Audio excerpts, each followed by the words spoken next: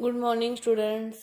मैं कर्मजीत राजकीय उच्च प्राथमिक संस्कृत विद्यालय संगरिया से अपने 10वीं कक्षा की गणित की 11वीं प्रश्नावली समरूपता शुरू कर रखी है और 11.3 का लास्ट क्वेश्चन रहता है 15वां क्वेश्चन, उसी को आज अपने देखेंगे। तो देखो क्या दिया है कि त्रिभुज एबीसी की भुजा बीसी का मध्य बिंदु डी है।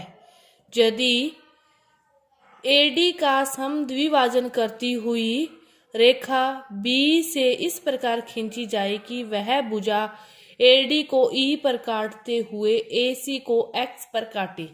पहले तो अपने को डायग्राम बनाना है, जैसे जैसे उसने क्या रखा है उसी के अकॉर्डिंग अपने चलते हुए डायग्राम को बनाएंगे। तो अपने ये त्रिभुज है, पहले तो कोई भी आप त्रिभुज बना लो, ठीक है। बना लिया, ये त्रिभुज अपने बना लिया ए बी सी, इसको नाम दे दिया ए, किसी को भी दे दो आप, इसको बी और इसको सी नाम दे दिया। अब फिर वो क्या कह रहा है कि जो डी है भुजा बी सी का मध्य बिंदु, बी सी का मध्य बिंदु क्या है, डी है। बी सी का मध्य बिंदु डी है। अब देखो एडी का बी सी का मध्य बिंदु है, सामने वाली भुजा से खींच दिया, मध्य बिंदु कर दिया। अब ये क्या कह रहा है कि अब एडी का समद्विभाजन करती हुई रेखा बी से खींचनी है।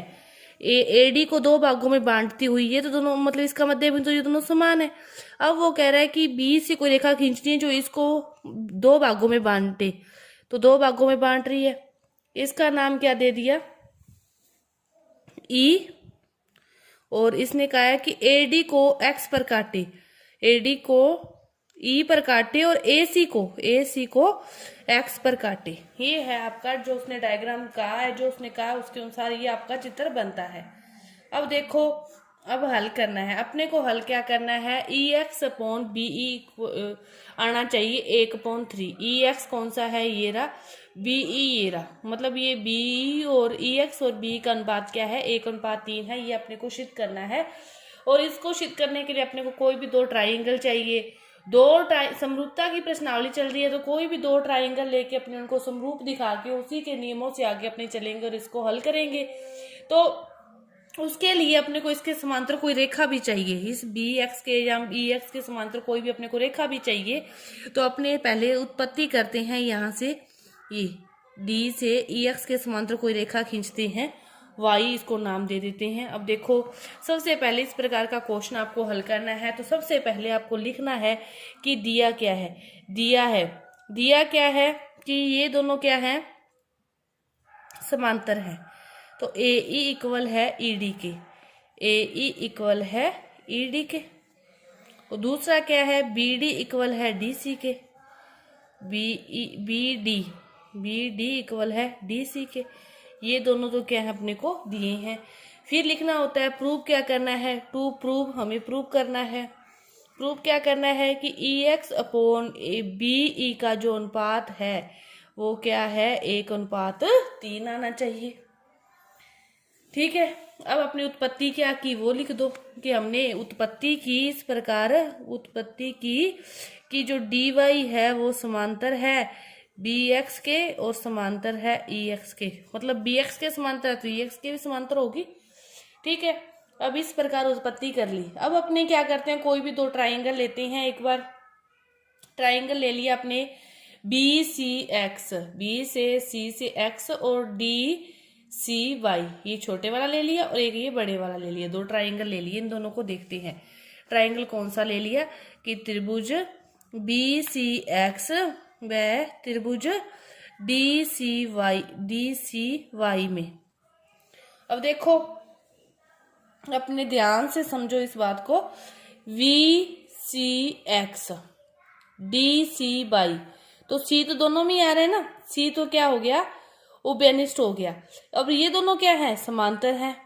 कोई भी समझो इस बात को, यहाँ पे कोई दो भुजाएं समांतर है, उनको एक ही तिर्यक रेखा काटे तो उसके एक साइड ये बनने वाले जो कोण होते हैं वो बराबर होते हैं। ये कोण क्या कहलाते हैं, संगत कोण कहलाते हैं। तो फिर ये सी तो क्या है, उभयनिष्ठ हो गया। ये दोनों भुजाएं समांतर है, इनको ये एक ही तिर्यक रेखा काट रही है तो ये वाला कोण और ये वाला कोण क्या होंगे, बराबर होंगे। तो अब दिखोगे यहाँ पे सी को सीधा लिखना तो सीधा लिख लो, नहीं तो ऐसे लिख लो। कि बी सी एक्स जो कोण है इक्वल है डी सी वाई के, क्योंकि ये तो क्या हो गया उभयनिष्ठ कोण, ये तो क्या हो गया उभयनिष्ठ कोण। अब दूसरा जो है बी एक्स सी इक्वल है कोण डी वाई सी के, ये क्या है संगत कोण हो गया, दो कोण बराबर है तो बाय एंगल एंगल प्रॉपर्टी से ये दोनों त्रिभुज क्या हो गए समरूप हो गए।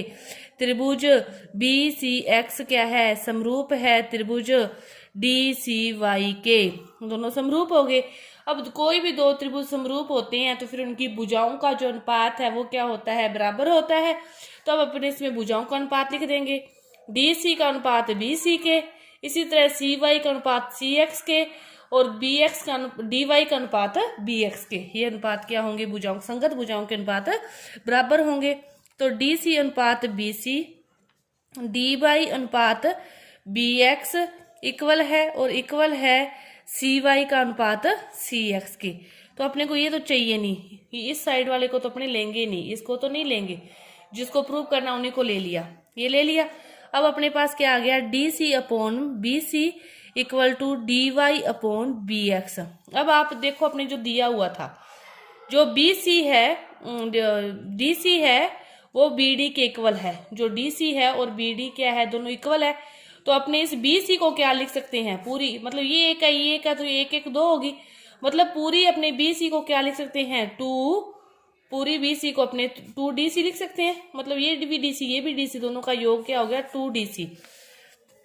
तो क्या आ गया डी सी अपॉन में two D C equal to D Y upon में बी एक्स, डी से डी सी से डी सी कट गया, अपने पास क्या बच गई समीकरण क्या बन गई डी वाई अपॉन में बी एस इक्वल है एक अपॉन में दो, ये समीकरण क्या बन गई एक अपने पास समीकरण बन गई। ठीक है, इसी प्रकार अपने दो त्रिभुज पुनः लेते हैं, वो त्रिभुज अपने अब देखो कौन से अपने पास बच गए। अपने त्रिभुज लेते हैं ए ई एक्स और ए डी वाई, ये दोनों समांतर है, जिसमें समांतर होगी उसी में प्रॉपर्टी लगा सकते हैं अपने। तो ए ई एक्स, अब अपने त्रिभुज क्या लेते हैं त्रिभुज ए ई एक्स व त्रिभुज ए डी वाई में ले लिया। वही बात ए कोण तो क्या है बराबर है, दोनों में उभयनिष्ठ है कि कोण ए इक्वल टू कोण ए, क्योंकि ये तो कौन सा कोण हो गया उभयनिष्ठ कोण हो गया, और ये दोनों समांतर है और इसको एक ही त्रिक रेखा काट रही है तो ये वाले कोण भी क्या होंगे इक्वल होंगे, संगत कोण होंगे। तो कोण ए ई एक्स इक्वल होगा कोण ए डी वाई, क्योंकि ये कैसे कोण है संगत कोण, ये कैसे कोण है संगत कोण है। ठीक है, दोनों कोण बराबर है तो बाय एंगल एंगल प्रॉपर्टी से त्रिभुज ए ई एक्स क्या होगा समरूप होगा त्रिभुज ए डी वाई के, समरूप हो गया। और फिर वही बात सेम कि त्रिभुज समरूप हो गया तो इसकी संगत भुजाओं के अनुपात क्या होंगे बराबर होंगे। वही संगत भुजाएं कि ए ई का अनुपात किसके बराबर होगा ए डी के, ए एक्स का अनुपात किसके बराबर होगा ए वाई के, ई एक्स का अनुपात किसके बराबर होगा डी वाई के, ए ई का अनुपात ए डी के, ए ई का अनुपात किसके बराबर होगा ए डी के। इसी तरह ई एक्स का अनुपात बराबर होगा डी वाई के और ए एक्स का अनुपात बराबर होगा ए वाई के। इस साइड वाला सी एक्स सी वाई पहले भी छोड़ा था, ए एक्स ए वाई अब भी छोड़ देंगे, इसको अपने को नहीं चाहिए नहीं लेंगे, यही दो चाहिए। A E upon A D equal है E X upon D Y. अब देखो ए ई और ए डी को क्या लिख सकते हैं ये दोनों बराबर है तो पूरी ए डी को अपने टू ए ई लिख सकते हैं। तो ए ई अपॉन इसको क्या लिख देंगे टू ए ई, क्योंकि दिया हुआ है कि दोनों बराबर हैं। डी वाई ए वाई से ए वाई कट गया तो क्या हो गया E X upon D Y equal to 1/2, समीकरण नंबर बन गई 2। अब देखो एक समीकरण ये बन गई एक समीकरण ये बन गई। अब अपने को जो प्रूव करना है उसमें क्या चाहिए ई एक्स और बी ई चाहिए, अपने को डी वाई नहीं चाहिए। तो अपने इसका डी वाई ऊपर है इसका डी वाई नीचे है तो अपने क्या करें इक्वेशन एक मल्टीप्लाई इक्वेशन दो, दोनों को क्या कर दें मल्टीप्लाई कर दें। तो लेफ्ट साइड का लेफ्ट साइड से होगा राइट साइड का राइट साइड से होगा। तो D Y upon B X multiply इसकी क्या आ जाएगी E X upon D Y equal to 1/2 गुना 1/2। तो डी वाई से डी वाई कट गया, ये क्या आ गया E X upon B X equal to 1/4। अब देखो बी एक्स को क्या लिख सकती हैं बी एक्स को क्या लिख सकते हैं, B E plus E x, B E plus E x. अब अपने बी एक्स की जगह लिख देंगे B E plus E x. ऊपर तो क्या है ई एक्स, इसको क्या लिख सकते हैं, B E plus E X equal to 1/4। त्रिशा मल्टीप्लाई करेंगे तो 4 इधर आ गया, 4 ई एक्स इक्वल टू, इसको 1 से करेंगे तो ये तो क्या रहेगी, सेम ही रहेगी। ई एक्स, ये भी ई एक्स, इसको इधर ले आएंगे तो ये है 4 E X minus E X equal to B E. 4 में से 1 गए तो 3 E X equal to B E.